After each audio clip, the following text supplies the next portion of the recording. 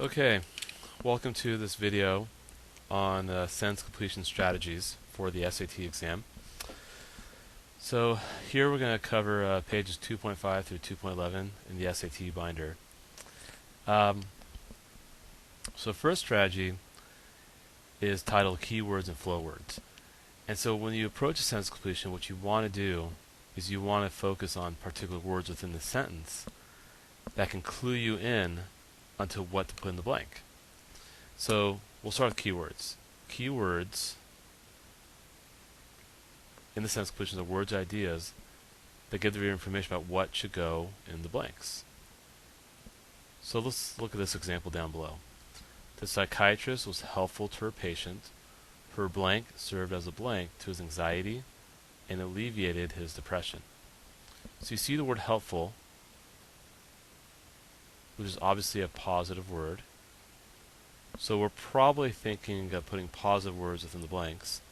We do see the word anxiety, which is obviously a negative word. Negative word, but hoping to fix it.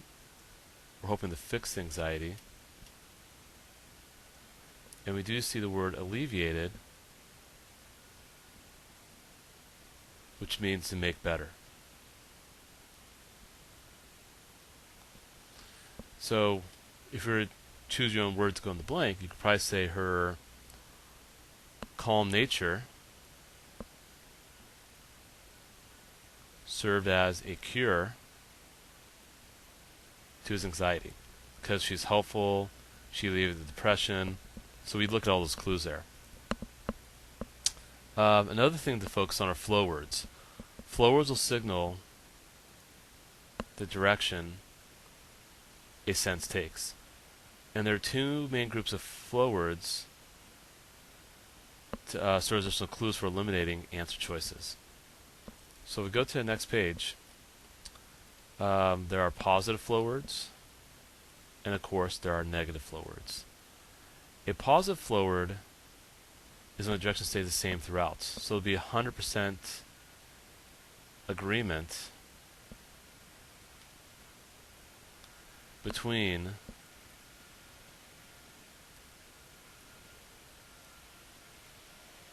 the two parts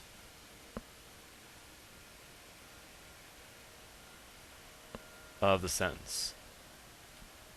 Examples would be words like because, and, since, therefore, also, like.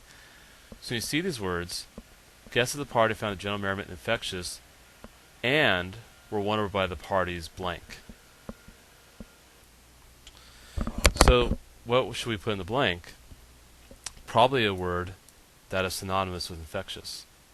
So probably won over by the party's happy nature or something like that. Because you see the word and, so you know there's 100% agreement between the two parts of the sentence. And of course you see the word merriment. Actually that was where we wanted to focus on, that infectious. But infectious still helped. Like a charlatan, here he tried to blink the audience with blank evidence. So you see the word like. So of course the words we want to put here, we want to put words that resemble a charlatan. Of course you have to know what a charlatan is. A charlatan is a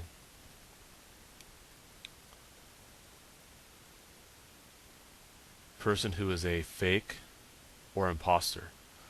So like someone who poses as a doctor and they have no medical degree would be a charlatan. So you can say he probably tried to trick the audience with false evidence. Now if you have the word unlike a charlatan, then you go the opposite. So that's what negative flow words are. Negative flow words in the direction will show opposing ideas between two parts of the sentence. And those words would be like even though, although, despite, however, but, despite. So in this case you have 100% disagreement.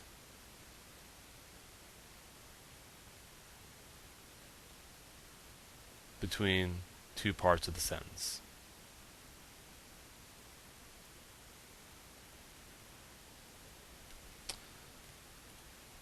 So if you see here, you see the word however.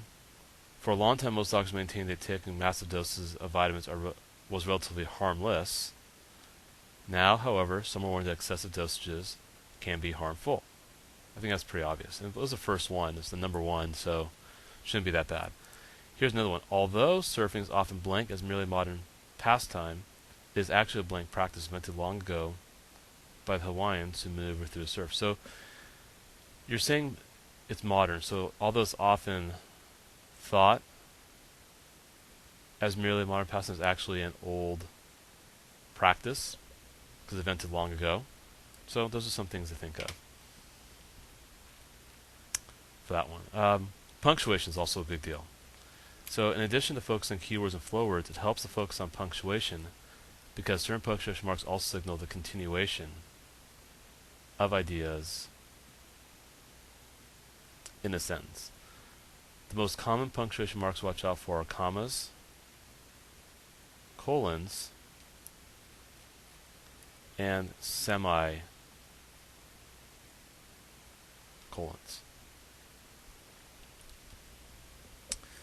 Now, when you have a comma, as we know what it does, it usually separates ideas from two different parts of a sentence. A comma used with a negative flow word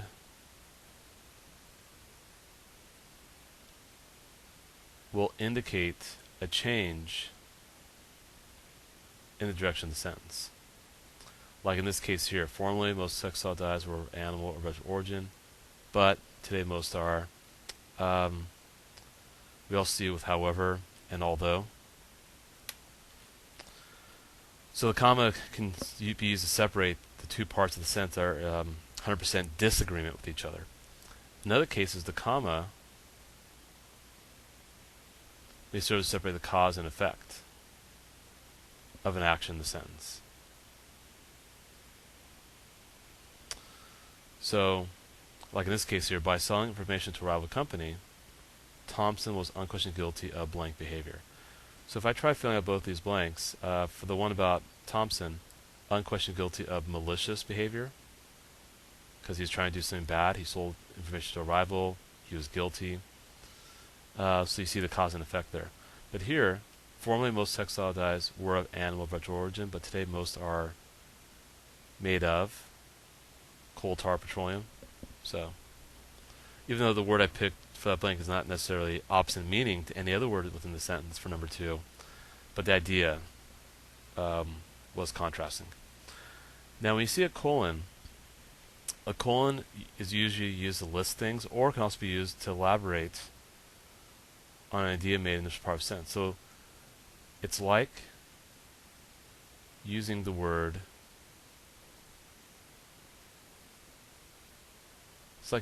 because. So if we see this one here, it was difficult to understand the scandal. Then we explain. The show is extremely blank and not in the least suggestive. So the show is extremely confusing because it was not suggestive, and plus it was difficult to understand it. So again, you're kind of elaborating on what was said earlier. So you can think of it like a positive flow word when you see a colon. Semicolon does the same thing. Just like a colon,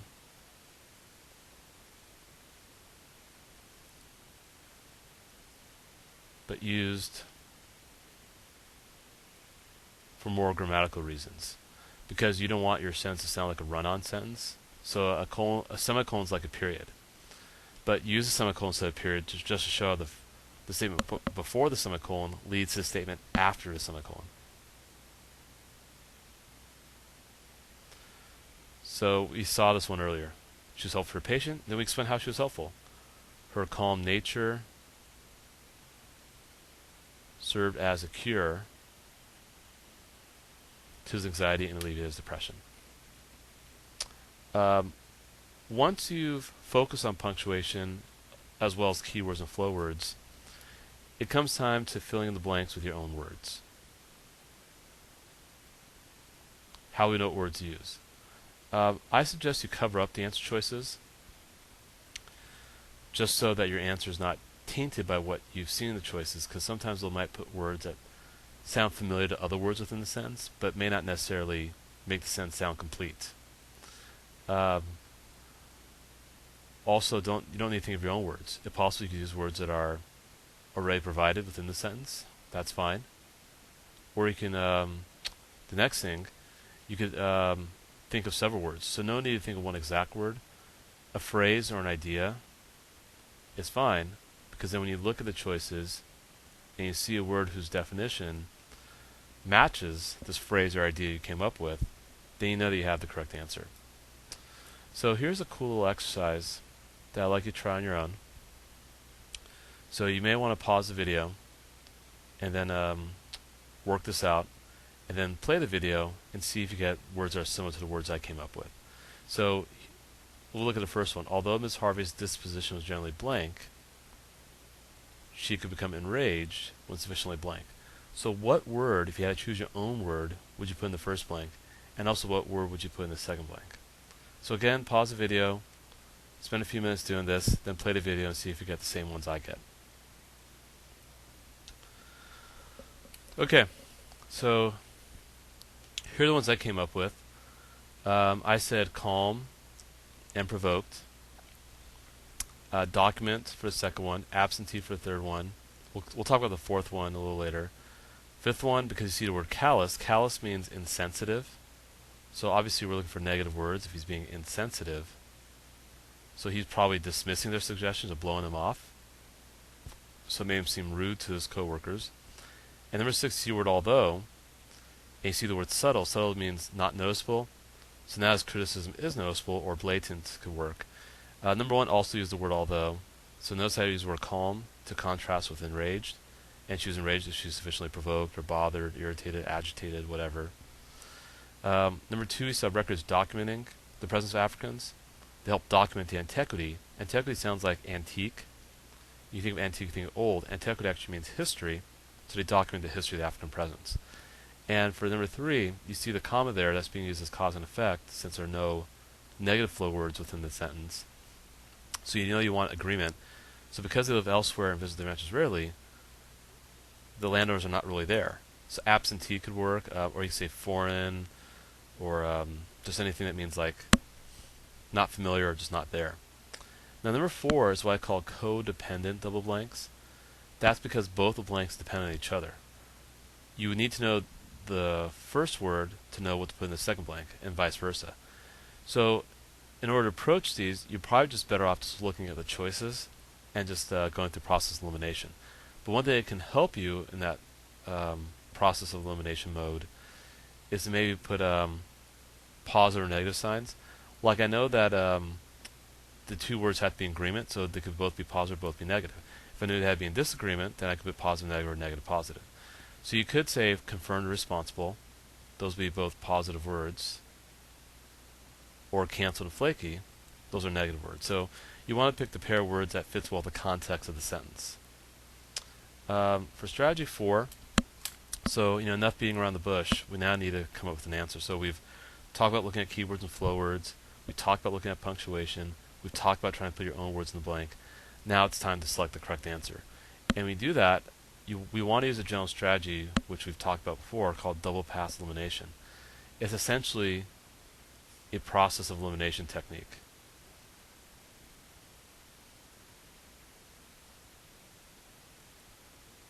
So on the first pass, eliminate choices that do not match closely with the words you filled in the blanks. And of course, focus on answers with words you know. Any words you don't know, you got to hold on to it. That's very important. Because you can only eliminate things you know for sure don't work. Now hopefully after the first pass, you've eliminated 4 choices. The choice that remains, you know is a perfect fit. You're happy with it. You move on. Everything's wonderful. But if there's more than one choice remaining, you're going to have to do a second pass. And clearly, you'll have to do a second pass because there are some vocab issues. Here's how you can resolve some of those vocab issues. Try examining the root in each word to see if it reminds you of any other words. If looking for a positive word, eliminate all negative words and vice versa. Sometimes you will know whether you want a positive or negative word. Look for prefixes, because some prefixes may imply positive action, some imply negative action, and there's a list of prefixes down below. And also try analyzing the structure of the word. That may help too.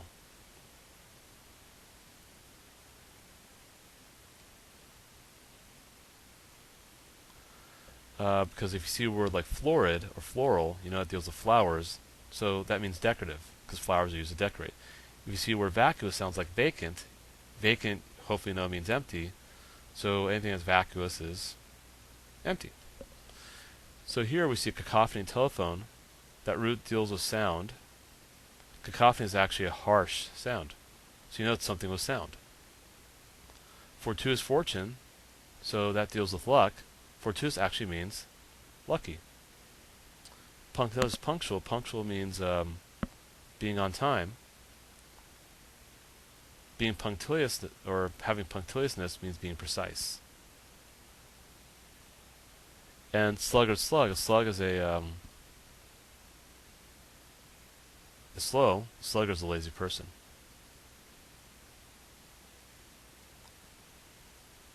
So those could help. And remember that hard questions will contain hard words. That's usually the case for the hard sentence questions, because they do go in order of difficulty. So, you know, if you're ever down to two choices, and you see a word where you do know what it means but doesn't quite fit, go with the bizarre word, especially if it's a hard sentence completion. Let's look at number 2 here. So you have a blank problem. It's resisting your ability to analyze it and understand it. So we know we want kind of a complete agreement here. So if it's resisting your ability, it means it's hard to analyze it, it's hard to understand it, it's a hard problem. Not secondary, not manageable, not preliminary, not practical. Perplexing would be the best way to go. Once a little more than blank self-promotions, corporate trade shows have become increasingly utilitarian and cost-effective. So utilitarian means useful and cost-effective. So it means they've become now not that. Once a little more than blank. Maybe lavish could work, or very fancy. They've now become more useful. Or not practical. That'd be another word we can use as well. Something's not practical, because now they are more practical. So we see there's a contrast here. Not productive, not serviceable, not indispensable, not accessible, but extravagant will work very well for that one. Keep in mind that you always want a perfect fit. Even though the instructions say find what best fits, the word best is deceiving. And I mentioned this about a couple minutes ago, is that you want to find a perfect fit. So if you're ever down to two choices and you see one of those two choices, you know what it means, and it kind of fits but not really, again, go with the more bizarre choice. Because again, the correct answer should always be a perfect fit. So if you look at this one here, Annie is donating large sums of money, so she's very generous. She's not vile or malevolent, those are negative connotations. Amiable and trustworthy are both positive words. Amiable is friendly, and you should know what trustworthy means. But just because you're friendly or trustworthy doesn't necessarily mean you have money to donate. For example, I'm a nice guy, but I don't have, and I'm trustworthy also, but I don't have money to donate. Efficient would be the right one. And it's number 6, so we expect it to be kind of hard. Maggie procrastinates, naturally inclined to wait to the last minute.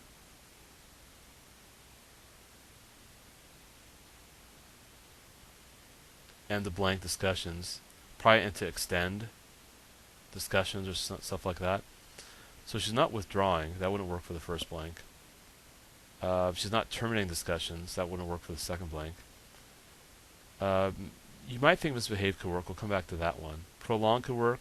Temporize means to kind of let things linger, which could work. Scoff means to get angry at something, that wouldn't work. Don't like disrupt discussions. So I'll go B. You can see how some people might pick C because they think of procrastinators as those who are up to no good, but temporize would be the right one. Because again, disrupt didn't work, and again, just because you misbehave doesn't mean you wait till the last minute.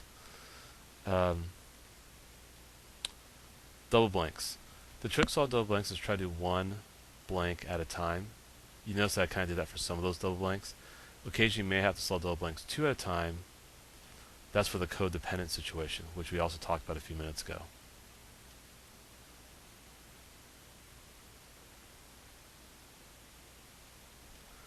So, back to the psychiatrist problem. We know we want a word that means calm, calm nature, or calmness, whatever you want to say, served as a cure.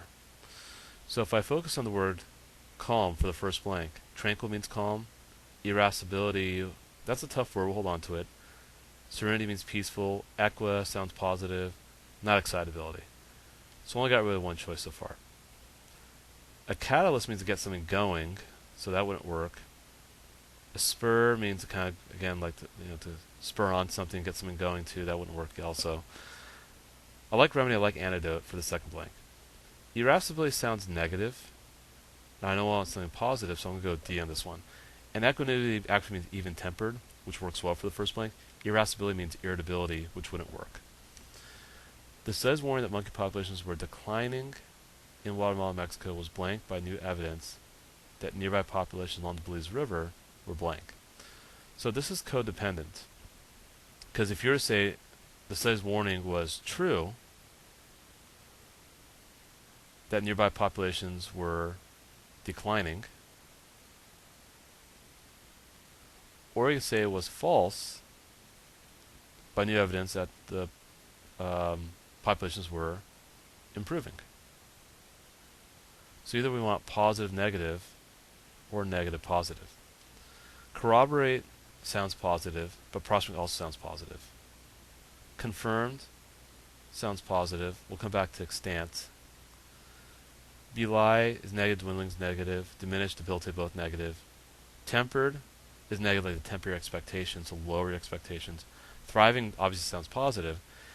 I'm going to go with E, because B, even though extant sounds like extinct, that's actually the opposite of extinct.